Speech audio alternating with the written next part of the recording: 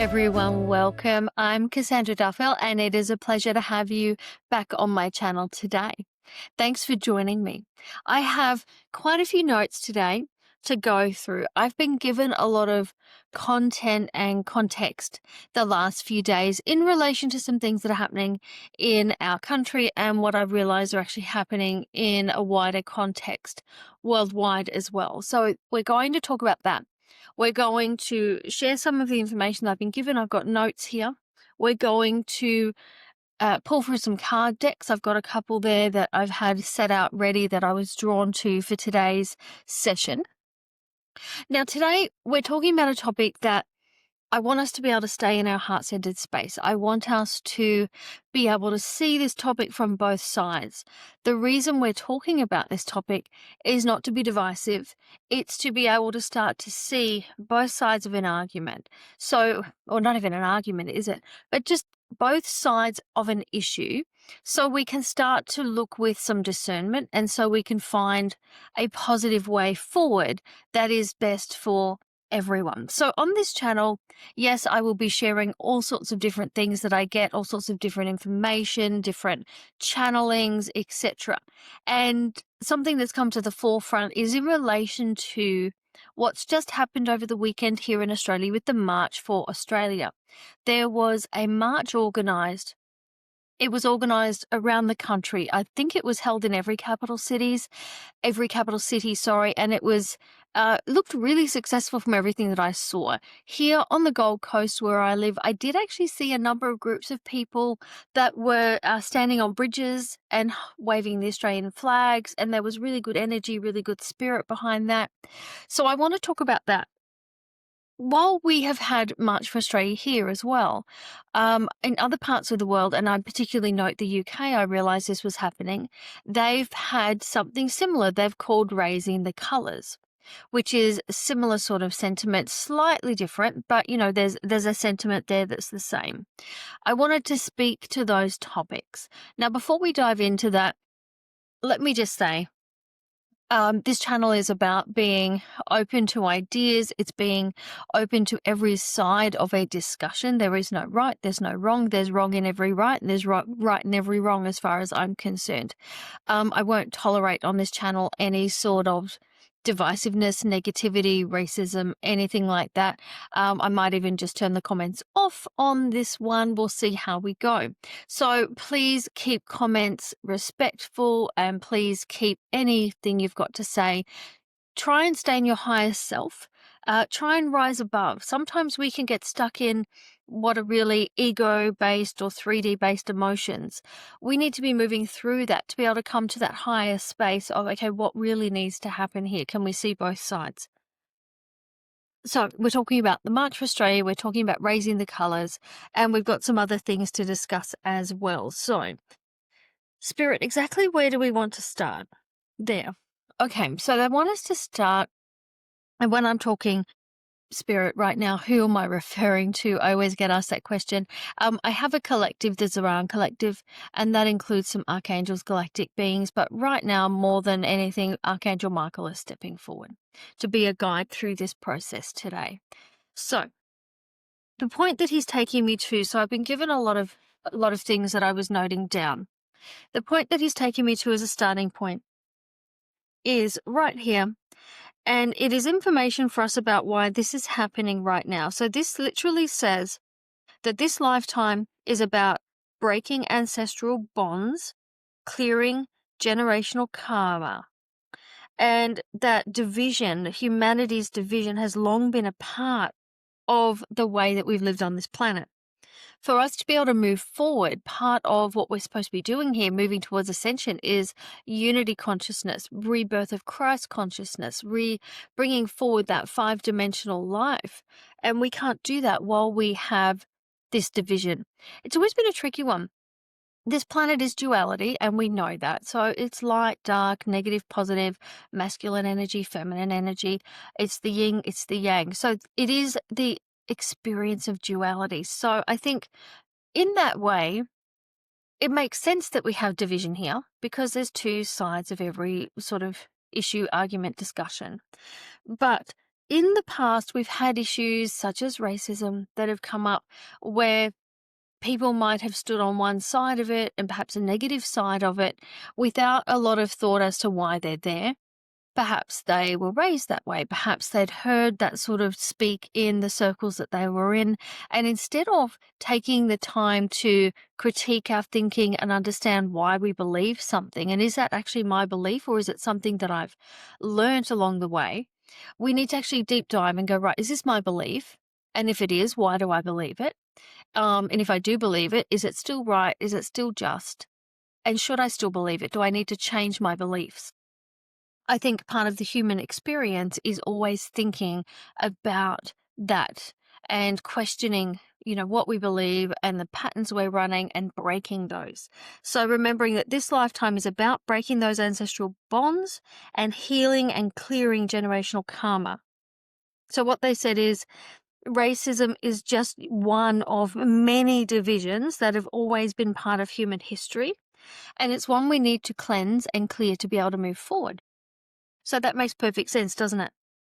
They showed me a pendulum. They showed me a pendulum in my mind's eye, pendulum that swings. And what they showed is that for a long time, the pendulum had swung one way. And I'm not deliberately going left or right because, to be frank, I don't really understand in that sort of terms of political government overseas what's left and what's right wing. But they're showing that the pendulum swung one way and very far to one way for a very long time. And that's when we lived with a great deal of division, racism, etc. It's all the way over here. In an effort for us to become more accepting, more respectful, and many countries such as my own here in Australia try to be more respectful, more inclusive, have more equality. But in some ways, the pendulum swung too far the other way. It's too far the other way. What do I mean by that? Sometimes, as a white female Australian, I would speak to the fact that at times it has felt a little bit, we call it reverse racism, but in an effort to be accepting, we've sometimes put our own self-respect a little bit too far back. A really interesting example of that actually is something that I experienced in my early 20s. So that was 20 years ago for me. So this has been something that's been boiling, okay, like a pot that's been boiling on the stove for quite a while. I was working in a company, and this company, an interstate company down in Victoria, this company had over 200 employees. It wasn't a small company. And this particular company was, let's say, very well known company, and was always trying to do the very best thing. Social conscience was a big part of this company, and I'd very much applaud that. When I started working there, the day I started working there was another person employed, another woman, and we happened to be in the same department, and we just hit it off like a house on fire. We became the best of friends from day one, and we absolutely loved working there together. So we started there early in this particular year. And this lovely lady actually happened to be a Jehovah's Witness. And I loved that about her because I've always really enjoyed talking to people about their religious beliefs and where they stand on certain things. So this was great for me to be able to deep dive what that was all about and get a real understanding of her life and her belief systems. And that was really great. What was interesting though was out of the 250 odd people we had in this company, she was the only Jehovah's Witness. Everybody else there, by and large, was Australians, or we did have some people from other countries, which was great. But in the years gone by, this particular company celebrated Christmas. Every department would put up a Christmas tree and decorations. There would be a Kris Kringle in each department. The usual Australian way of celebrating Christmas, I suppose, in your business place, in your workplace. This had happened. And this was a very long-standing company, okay? This was a subsidiary of an overseas company that had been around for many, many, many years. This was always the way it was done. This particular Christmas, which was the first Christmas myself and my friend were working there, we got an email from the entire staff, got an email from the CEO saying that this year, out of respect for certain members of our workforce, we weren't to celebrate Christmas. There was to be no Christmas trees. There was to be no Kris Kringles. There was to be no decorations hung. We only had one worker, one person in our corporation who was Jehovah's Witness, and that was my friend. And she was absolutely horrified that the CEO made this call. This was not made after meeting with her or discussing with her. No one asked how she felt about Christmas. No one asked how she felt about the way it was celebrated.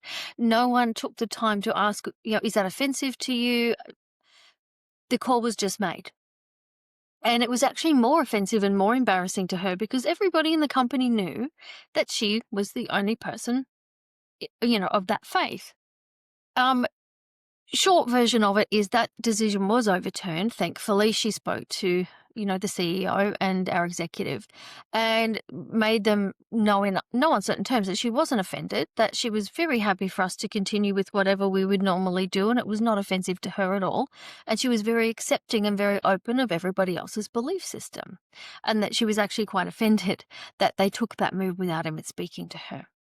But what I think that shows is how we can be making decisions that we think are in the right space of being equitable, being fair, being respectful. But what we are actually doing by accident is being disrespectful to our own beliefs and our own culture.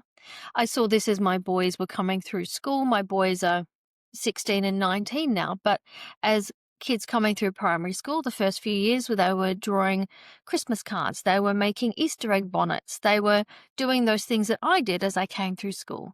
And a few years into primary school, those things were stopped because we didn't want to offend certain people. And again, were those people ever asked? And is there ways we could be also, instead of just going, no, we're not going to do any of that, is there better ways? Could we have been celebrating other people's religions as well? Could we be, isn't there a way that there's a middle ground that we can be supporting and celebrating everybody's belief systems? So that's what they wanted me to talk about, this pendulum that went too far this way, and now it's almost gone too far back this way. What we need to do is bring it to center. That pendulum has to find a middle ground. It has to find an equilibrium where everybody feels respected, everybody feels heard.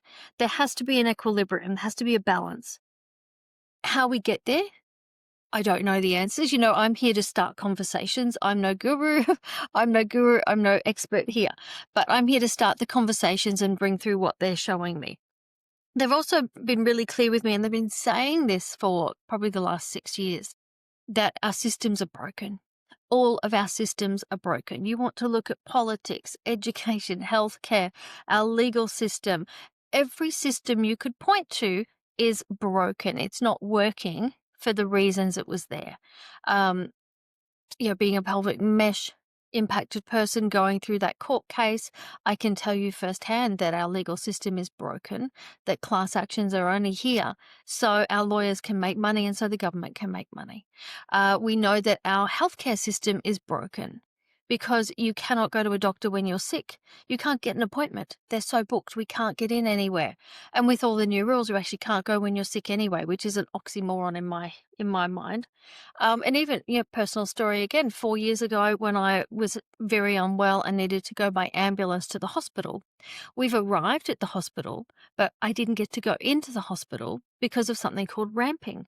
The hospital was so full that the ambulances, and there were 6 of us in a line, that were ramped, just left on the on-ramp into the hospital, and we were just left in these ambulances until we could be brought into the hospital because the hospital was so inundated.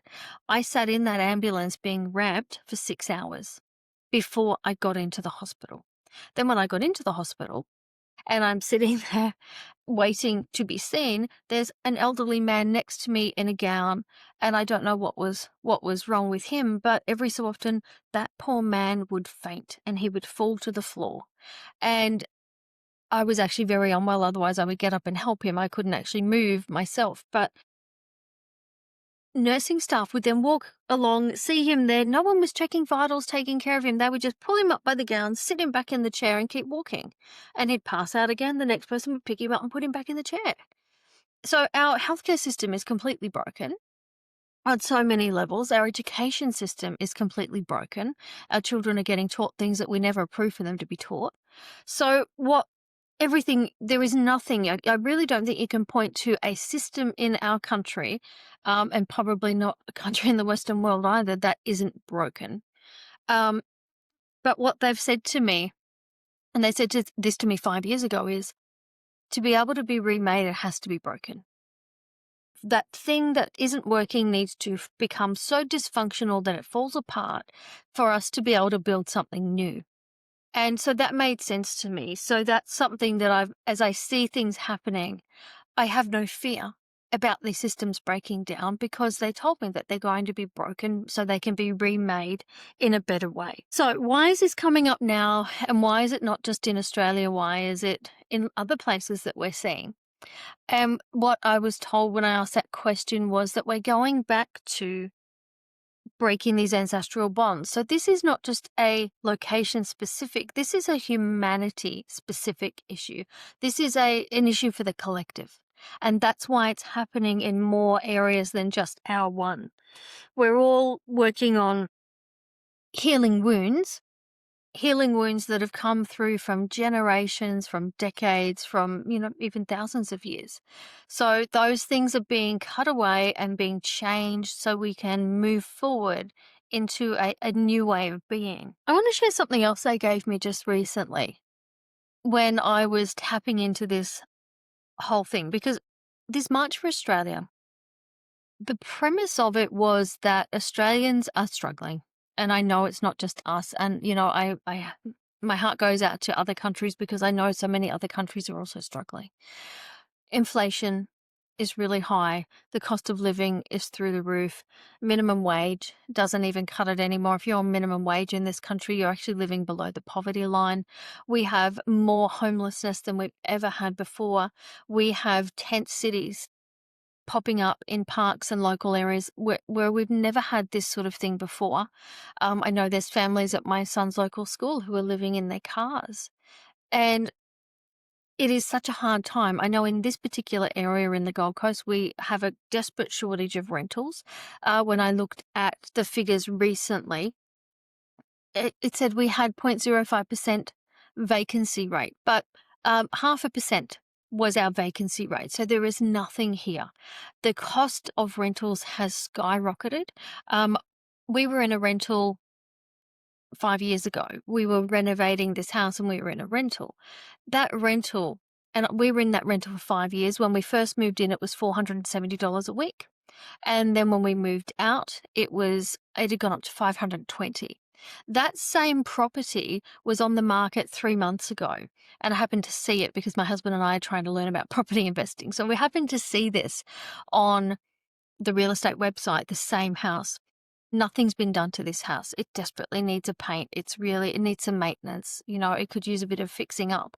Nothing has been repaired on that house since we lived there 5 years ago. The rental on that house was now $750 a week.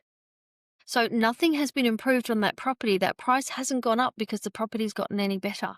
That price has gone up because supply and demand is so high that we don't have enough houses to put people in. And it's a really sad situation. I've heard stories of people being at rental houses and almost like an auction. The rent might be $500 a week, but people are offering $600, $700, $800 to try and get the house. People are paying rent annually. Yep, the rent's $500 a week, but I'm going to pay you a year in advance to get the house. It is so tough here right now. And even something really small, but I was going through files on my computer back from sort of 2014, the year that I got divorced and I was a single mum with my kids and I was budgeting really carefully. And I remember there was a box of cereal on this budget spreadsheet that I pulled up that my kids were having every week, and it was $3.50. I bought the same box of cereal just recently. One of my boys asked for it again after a long time of not eating it. I bought it in our local supermarket. It was $11 for the same box of cereal. Actually, it wasn't even the same box of cereal because back then it was a bigger size. It was grams less, and I was paying $11. We've actually coined the phrase in our house called shrinkflation. Everything here seems to be less than you used to get before, but you're paying more for it. So what I'm trying to say here is that everything is a struggle, and I know it's not just here. I know a lot of other countries are going through this as well. But Queensland, here where I live, this is the state the state of play, I suppose is the right word. This is where we're at. One of the big issues that people are facing right now, or the reasons, let's put it this way, the reason that so many of our population think that this is going on, and we know there's political manipulations, we know there's agendas, okay, we know those things, and we'll talk about those in other videos. But one of the grassroots issues we've got here right now is we have mass immigration. Mass immigration. And as much as we want to be able to help our brothers and sisters from different nations, we absolutely do. I was given the analogy by Spirit of putting on your own mask first. Like when you're on an aeroplane and they do the safety demonstration and they say, put your own mask on first, then help the children and other people beside you. They showed me that because we're in a situation right now where our country can't sustain the people that we have. We can't put all of our people, all of our population in homes. They're living in tents, they're living in their cars, they can't afford their bills. We have people who aren't living with power on in their house because they can't afford the bills. There's so many things. And so there's so many people here who are already living here who don't have the basic standard of living available to them, yet we're bringing in mass immigration. I did have a quick look at the figures and, 2023, 24, nearly 800,000 people.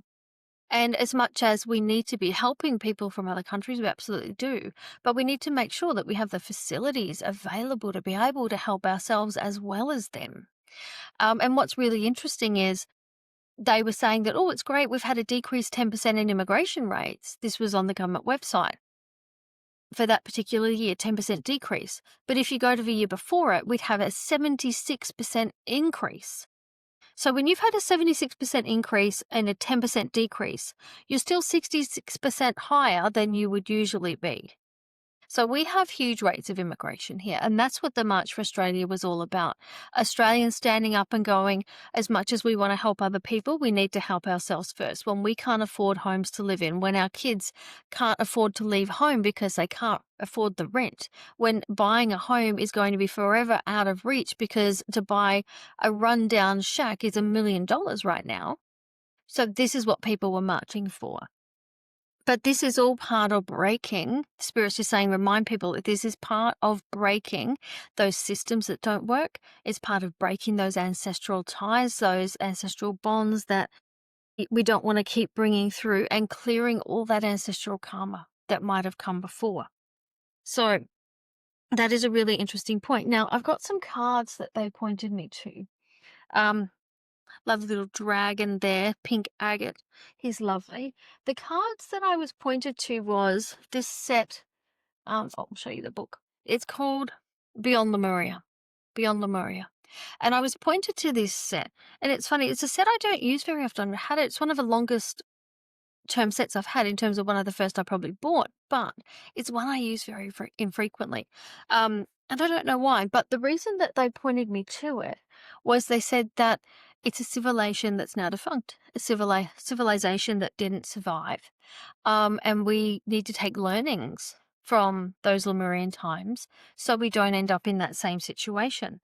They're just telling me that I need to do another video on that, about there was a huge influx of technology in Lemuria, and that started the downfall. And yeah, so really interesting. We will get into that in another video, but what they wanted me to talk about was how, yes, we need things to break so we can remake them, but that can be scary. For some people, that can bring up fear. So going to this deck for a civilization that was thriving and is now defunct. Okay, that one there. We're going to pull out, they're saying two. Okay, we'll see how we go. Pulling out two.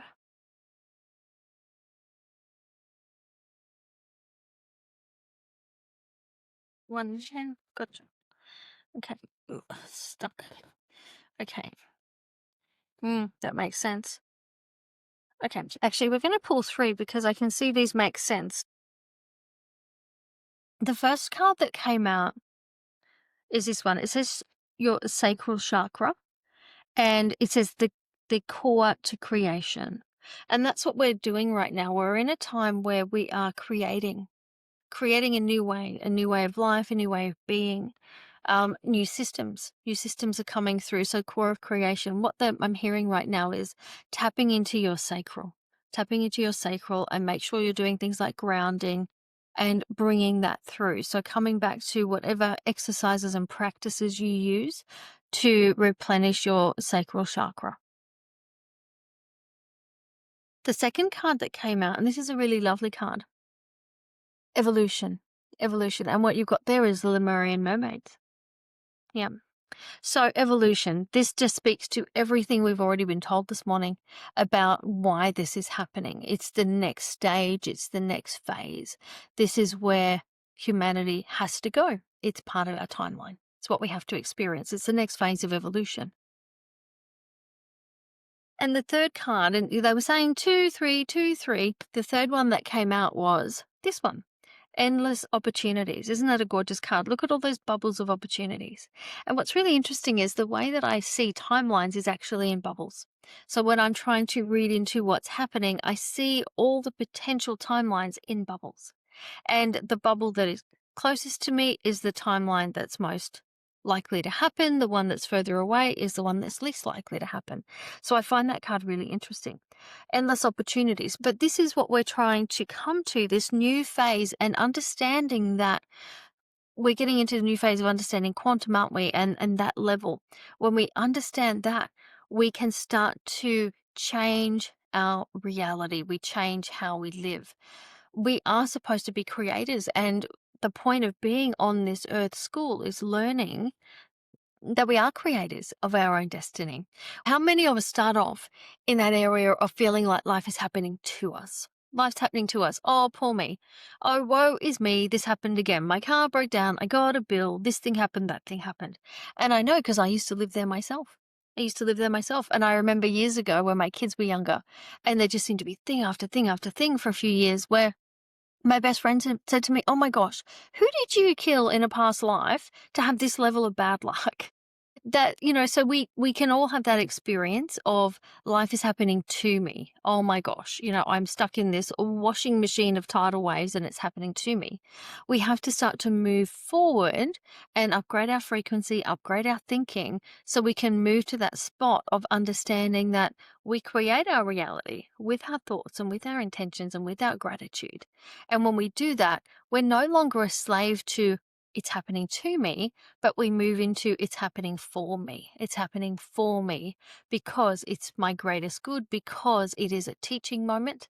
Okay. When you move into it's happening for me, it's not like you're going to be on smooth sailing and everything's going to be perfect every single day. But you understand when things happen that they're teaching moments and they're things you need to know to be able to move forward. So, reminder of those cards for you. We had the I can never get these words out. Sacral chakra is our first one. Then we had evolution and the mermaid. And then we had endless opportunities. On that card of evolution, they want me to remind you that there is a lot available to us that we can tap into to start to bring in the template of who we want to be on this planet. The template that holds DNA of greater healing, greater opportunities. I've seen a lot of people in the spiritual realm talking about 12-strand DNA, crystalline DNA. I haven't tapped into that myself, but that's something I'm going to work on this week with my guides. But they are saying there are so many other realms of possibility that we just have to ask for. Just have to ask for and be willing to receive to upgrade where we are and how our body is functioning, the frequency, etc. So that was our Lemurian cards. The other set of cards I was led to is this one here.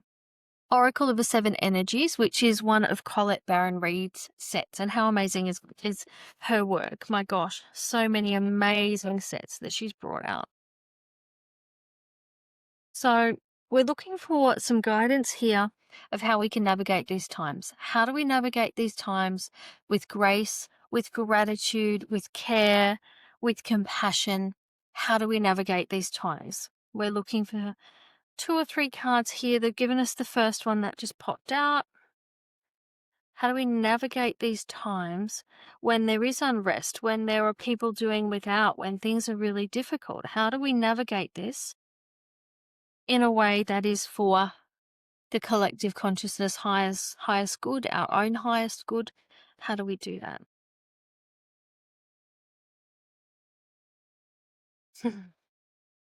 I giggle because that just when they come out and they're just spot on. Just spot on. And one more, please. What goes with these for us to navigate these times? Okay, so well, two came out together then, so we actually have four. The first card that came up, so we were asking, how can we navigate these times? The first card that came up says willing release. This speaks to the breaking of those ancestral bonds, letting go of those things that no longer serve us. We have to be willing to let those go. Willing to let those go. They're telling me right now a great thing that you can be looking for is if something happens that triggers a negative emotion in you, that's something you need to work on and something that you need to clear. Not that we're going to go through life and never have any negative emotions, that's not possible. But they're saying the work you need to do is signposted right now by that twinge of emotion. Something happens and you feel triggered, that's something that you need to work on. The second card that came out was great and full. And it's interesting because I literally just said about being grateful for where we're at. Great and full. Being great and full. And that speaks to, yes, being grateful for what we've got. And there is a natural karmic magnetism where the more grateful we are for the good that we have, the more good that we get. Okay, so being great and full. The third card that came up is the power of purpose. And this is something that I talk about an awful lot. So, as a business mentor, an intuitive business mentor, as well as a strategist, this is something that I have rabbited on about from day one, the power of purpose, passion and purpose. I truly believe that when you are following your passion and when you're following your life purpose, that success is a natural side effect. You don't have to work hard for it. It just comes, whatever level of success that is. And whatever success means to you, it's different to everybody. Some people's version of success might be multi-millions and mansions and traveling around the world in luxury travel. Another person's version of success is having a self-sustainable life off-grid in a little cabin in the middle of nowhere. So you've got to create the life you want to have. But the power of purpose. So we all need to be doing this right now. This is how we can really start to move forward. They're telling me that so many of us are embodied with codes and templates, information right now that can help humanity move forward. They're actually showing me Nikola Tesla right now and how he had amazing ideas and amazing inventions and amazing finds. And we know that upon his death, that was all sequential. Sequential? Is that a word? Seconded? Taken away. Let's go with that word. Taken away by the US government. We know that. So what they're telling me is now on the planet, there are a number of people with this knowledge. They're getting this information. They're getting the downloads. I even know my own husband has been saying, wow, I'm being shown this machine, this magnetic pulsing machine that can create energy, that can create travel. So they're saying that many people around the planet are getting that message. They're no longer putting that information just in the hands of a select few because they can see that the powers that were the powers, they want us to call them the powers that used to be so we can start to break their power energetically. The powers that used to be would take that. So we had, this habit of one person coming through. We had Jesus, we had Jesus and Mary Magdalene, which is another video coming. We got Nikola Tesla with that sort of information. It's very easy to control, stop, inhibit when there's one source of information. If multiple people are being given the information, it's much harder to stop that dissemination. So that's what they're saying, that's coming through. So if you are somebody who is getting that sort of information, I'm so excited for you. I wish it was me, but it's not. But if you are getting that information, don't just disregard it. Work on it, sketch it, write it, make sure you're taking note of it. As I say, that's really interesting. There was a big bright flash in front of my eyes right there, which is always an angelic symbol for me. So please take that on board. The final card that came out is this one. And it says, "Into me I see." It's card number 8. So this is talking about self-reflection. This is talking about really understanding who you are, what you're here for. But I also want to refer to the card because there were some great points in the book. Um, okay, into me I see. So it's about trusting yourself, trusting one another, um, dropping your shields, dropping rigid boundaries, allowing connection, allowing oneness, allowing wholeness, and a willingness to be vulnerable. And that's what it's going to take to be able to see other people's sides of this story, to be able to see all the different players and issues, etc. We're going to have to drop that guard. We're going to have to be vulnerable, be open, listen with an open heart, not get triggered emotionally, and be able to just listen and understand so we can go, right, your side of it is this, your side of it is that, my side of it is this. And to reach a mutual conclusion, you need these outcomes, you need these outcomes, I need these outcomes.